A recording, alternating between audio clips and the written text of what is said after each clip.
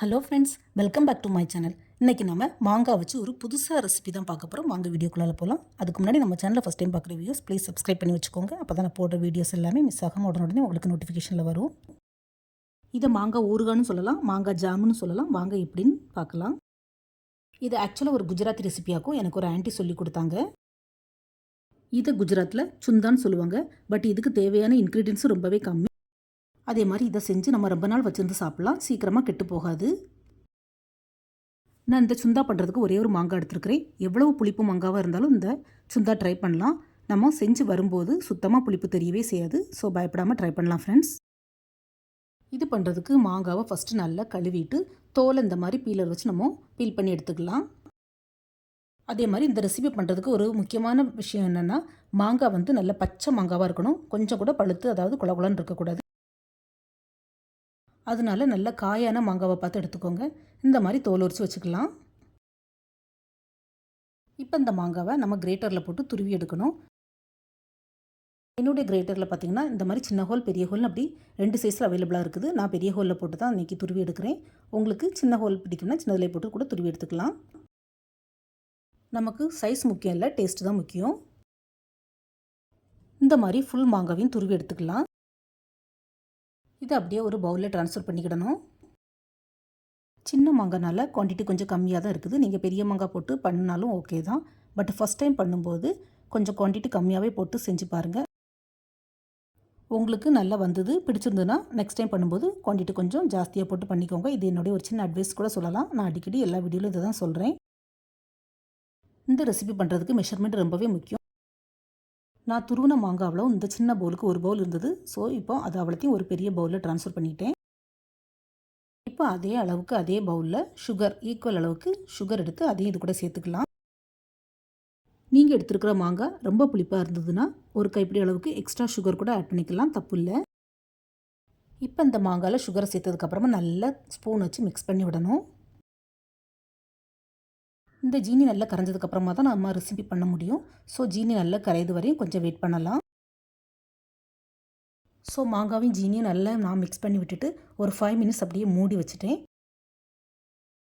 இப்போ 5 மினிட்ஸ் கழிச்சிடுச்சு. நம்ம ஓப்பன் பண்ணி பார்க்கலாம்.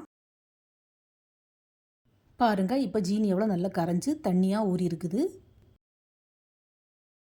இதை நம்ம அப்படியே அடுப்பில் வச்சு சூடு பண்ணணும்.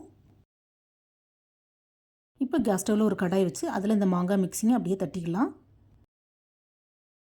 ஃப்ரெண்ட்ஸ், இந்த மாங்காய் ரெசிபிக்கு நம்ம ஒரு சொட்டு கூட எண்ணெயோ ஒரு சொட்டு கூட நெய்யோ யூஸ் பண்ணாமல் தான் பண்ண போகிறோம். இதே மாதிரி வேறு எந்த ரெசிபியும் பண்ண முடியாதுன்னு நினைக்கிறேன்.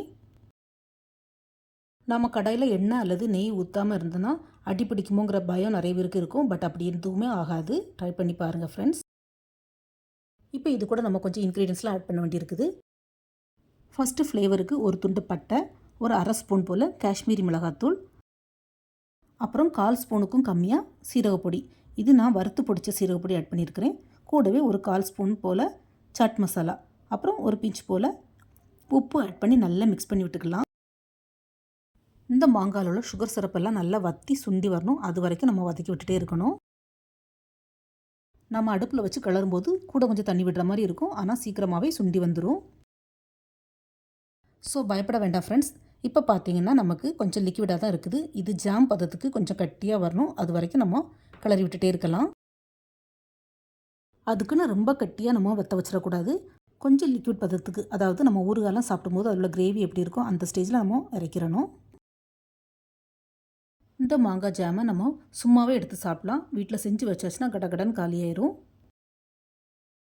எனக்கு இங்கே மும்பையில் டிமார்ட்டில் சுந்தான்னு சொல்லிட்டு இந்த மாங்காய் ஊறுகாய் பாட்டிலில் கிடைக்கும். பட் நான் வெளியில் வாங்க மாட்டேன், வீட்டிலே தான் பண்ணி சாப்பிடுவேன்.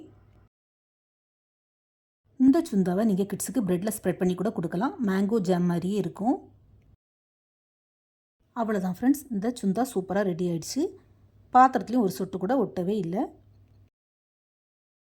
இப்போ நம்ம கேஸ் ஆஃப் பண்ணிவிட்டு ஒரு கண்ணாடி பவுலில் ட்ரான்ஸ்ஃபர் பண்ணிக்கலாம். இது அப்படியே கண்ணாடி ஜார் அல்லது ஏர்டைட் ஜாரில் வச்சு நம்ம யூஸ் பண்ணால், அதாவது கை போடாமல் இருக்கணும், ஸ்பூன் மட்டும் தான் போட்டு யூஸ் பண்ணணும். வச்சு யூஸ் பண்ணால் 1 மாதம் 6 மாதம் ஆனாலும் கெட்டு போகாது.